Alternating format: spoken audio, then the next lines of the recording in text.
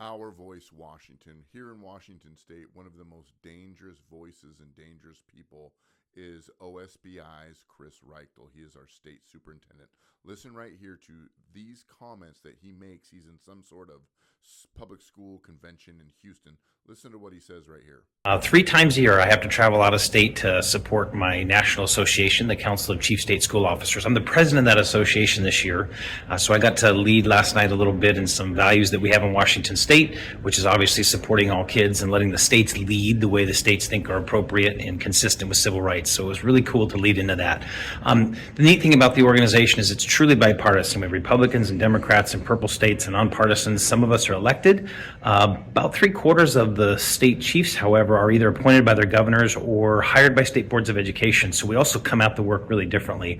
We have some really common ground, and I think it's really refreshing. No matter where you are in the country, you want the federal government to work effectively, which means sending the dollars that they owe the states to enforce our civil rights work, whether it's students with disabilities, migrant youth, English language learners, you name it. It's really bipartisan.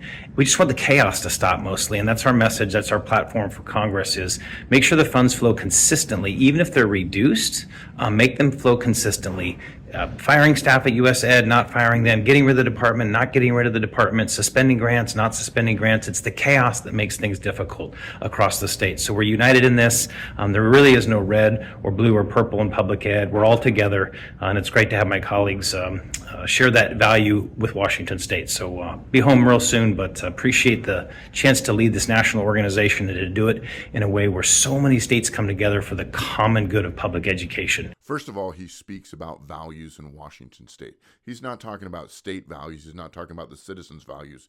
He's talking about his ideological values. And he's talking about supporting kids. What he means is supporting all kids, supporting the transgender ideology. That's what he is talking about, because he has been public when he says that he cannot biologically prove that there is a distinction between boys and girls. He has said that on the record for all to see. He also speaks about civil rights. In other words, this DEI oppressive culture that Washington State just permeates with, that some kids are oppressed and some kids aren't. So they need the DEI policies to just kind of reverberate throughout the entirety of public education here in Washington State. Now, he also says that the federal government, he speaks of the federal government. Now, what he means is, I want the money from the federal government, but I don't want the accountability that comes along with it. And he's talking about the chaos of the federal government. In other words, he doesn't like the accountability that the current administration is requiring from him,